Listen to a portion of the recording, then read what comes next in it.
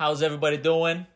I'm here with St. James, and we are reacting to some big news regarding Damian Lillard's trade to the Milwaukee Bucks. St. James, what happened and why is it a big deal? So what happened, Ali, is Damian Lillard, who's a top 10 superstar in the league, a probably living legend, no exaggeration, maybe a touch, but mostly a living legend, got traded to the Milwaukee Bucks. So this is pretty cool because Damian Lillard, one, is a fan favorite. Most people love him. And his whole thing is he's been loyal to the soul. I mean, loyal to the grain, right? He's been the guy who sat at his organization and didn't demand a trade. And the only other person who's kind of like that right now in the league is Giannis, who plays for the Bucks.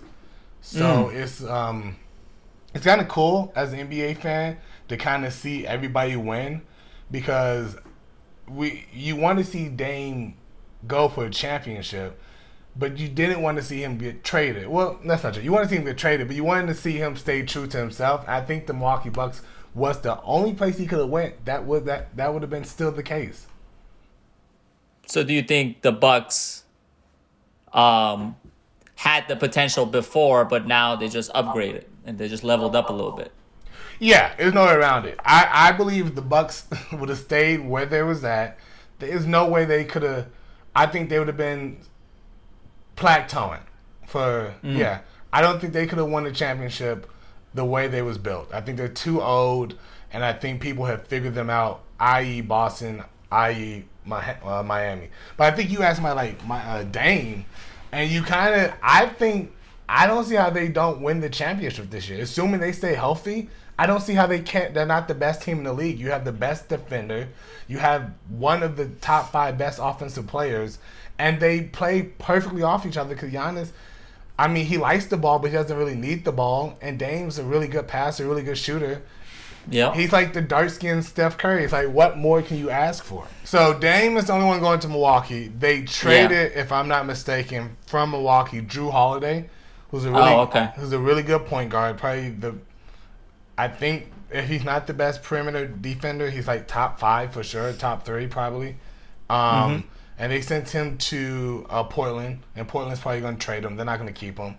And then Portland sent their center, Nurkic or something like that. It's not to the Suns, which in my opinion was a downgrade. I feel like the Suns are the only people who might. I don't know if they lose, but I don't know if they gain either. But Portland, I think, beside the Bucks, is the second best one. They get off a lot of bad contracts. They get some good players. They're gonna flip Drew Holiday for more players or maybe draft picks. I think this is the first time in a while that this like a big trade like this could be a win-win for everybody. And even the Suns are a little bit better. I don't know if they're a little bit better. They're about the same, but they're not worse, which is usually not the case. Usually somebody gets screwed, Ali. That's usually what happens. Somebody loses these trades. And I don't think anybody lost any trade today. I think everybody comes up as winners. Yeah, definitely. And it seems like Damian was definitely super interested in going to the Bucks. And how do you think he feels right now that the trade has been made and he's headed there? Good question. I think the Milwaukee Bucks were the only team he could have went to and still feel like he held strong. Because he's going to play with the only other superstar that might have the same mentality that he has, which is I'm not going to make a super team. And the crazy thing about the Bucks is even though I think they're the favorites, I don't think they're a super team. I think they have 2 superstars and a really good supporting cast. But I think he's guaranteed to compete for a championship. That's just impossible, not with Giannis, to compete. But he didn't build a super team. He didn't build a super team. He's not taking the easy way out, and he's going with another superstar who believes what he believes. I think he should feel good.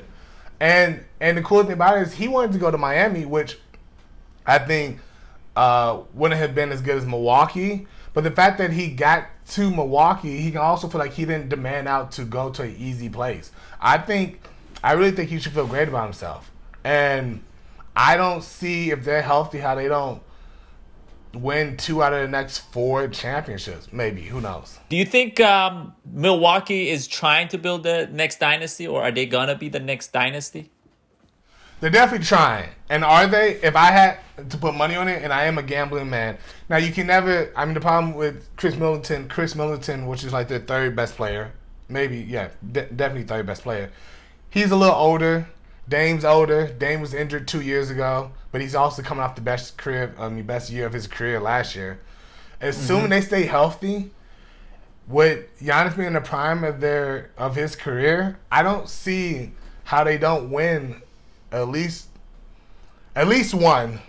I think on the upside they win 3. So yes to the dynasty. On the downside they get at least 1 in the next 2 years. I just think Giannis is such a good player, and he has a little of that Kobe in him where I don't think he liked being embarrassed last year by the Heat. So I think he's been in the gym. Damian Lillard's a gym head. I think they complement each other really well.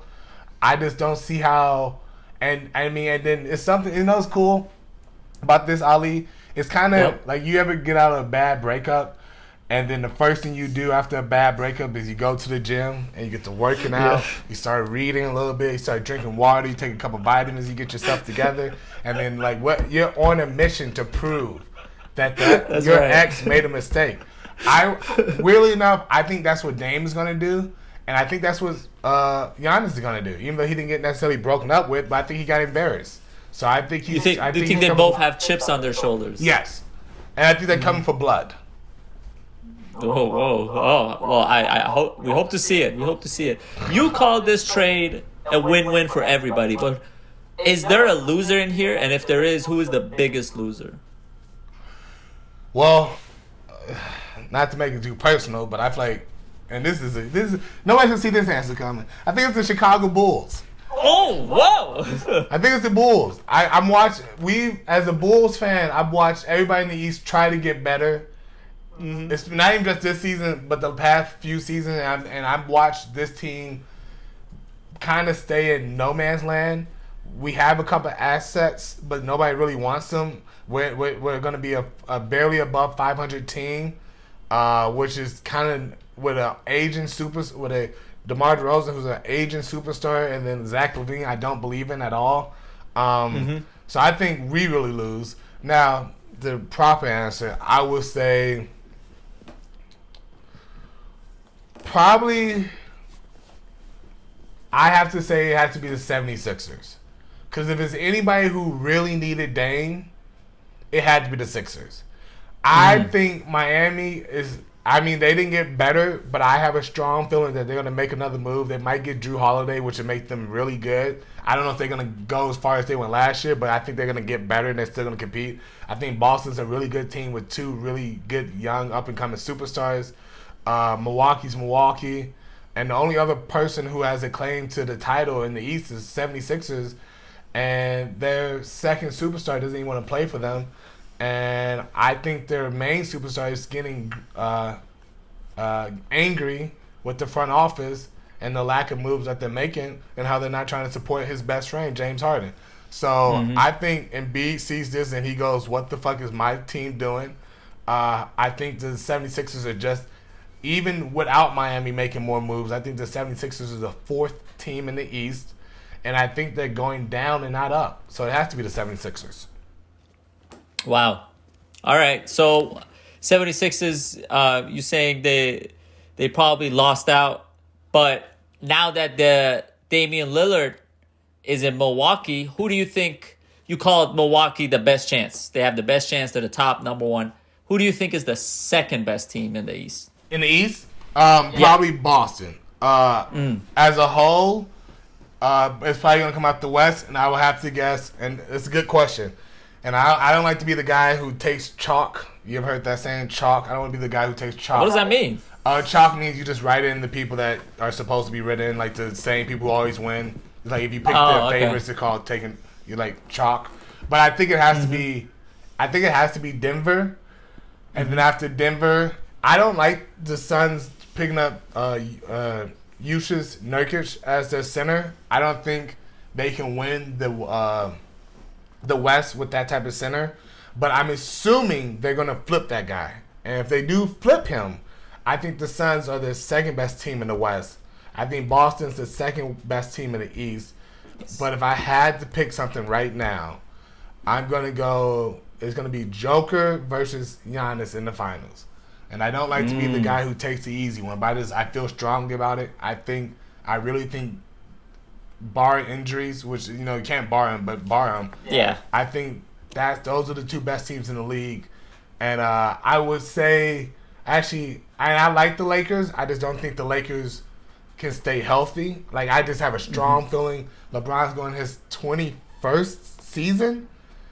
He hasn't. That's a lot. Yeah. I mean, he's really. He's amazing. But and AD hasn't played 65 games in like 4 years. I don't think they got better enough to beat Denver. I think Denver is. I just think Denver's too good. I think the only team that might be able to beat Denver is the Suns, assuming they upgrade their center position. What do you think this trade means for the league? I think this was the best move to put the league back in contention for being clearly the second best league in America next to the NFL. And now, I mean, assuming the superstars start, they made a rule where now the superstars, they want the superstars to play like 65 games. If not, they're going to start trying to give them punishments and stuff like that. I think this is the best the league has been in years. It was a point in time where the KD Warriors, for me as a basketball fan, ruined basketball for me. I just couldn't watch it. I just didn't enjoy it. I don't know about you, but I don't like reading a book that I know the ending to. I don't like watching a movie where I can clearly see all the twists and turns coming. And that's where basketball was at for a while. And I like LeBron. He's a cool guy, but and I like watching dominance. Don't get me wrong. So maybe not the best example, but at least with the Warriors and a little bit of LeBron super teams, like, okay, who's going to be in the finals. And that's only, it can only be so fun. Even though I do think Milwaukee is the favorite, I don't think it's set in stone. I think Boston's close. I can see Boston winning. I can see Milwaukee making Miami making a few more moves. Same with Denver. I think Denver's coming out the West, but I can see the Lakers beating them.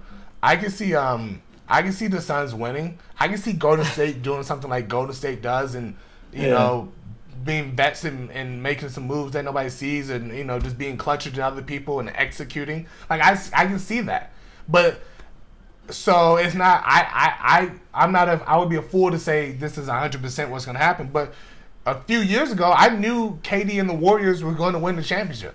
Like, I would if I could bet my house on it, I would have bet my house on it. But is that where the beef comes from? Is that where all the I don't want to say hate, maybe like the dislike or the negativity comes from, because they were just winning? Because I remember I never thought of the Warriors as like I never hated them, or I never was like, because I always thought they were just so good. They were just always cleaning up. So is that why they're hated, or can you educate me why they're so like disliked?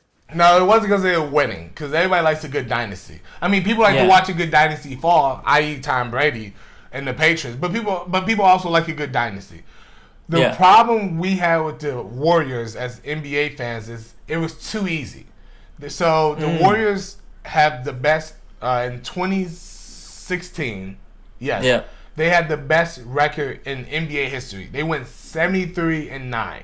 The 1996 Bulls went 72-10. So that was the best record for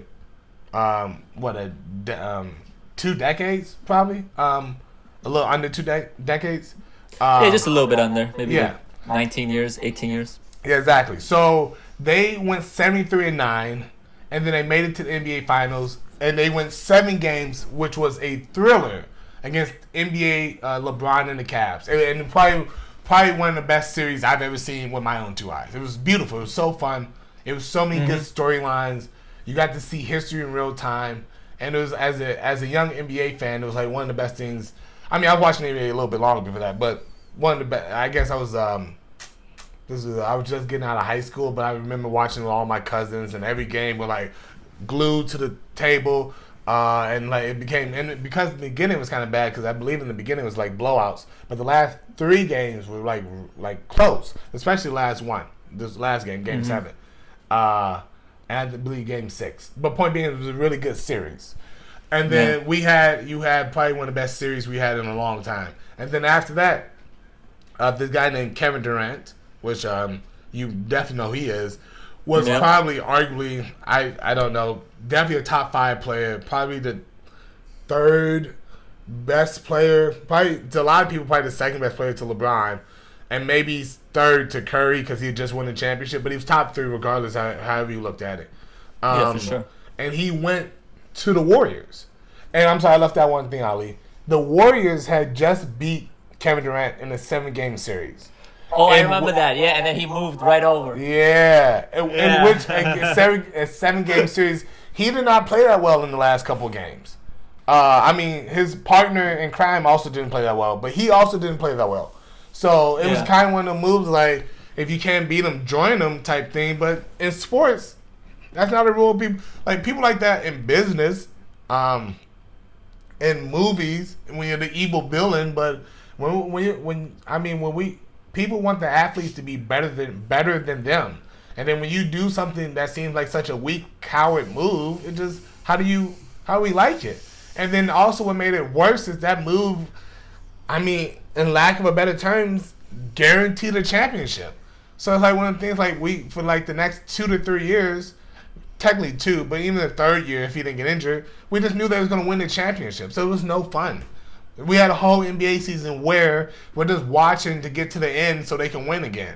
So yeah, that causes resentment. I understand that now. I see what you mean. I totally forgot KD jumped ship.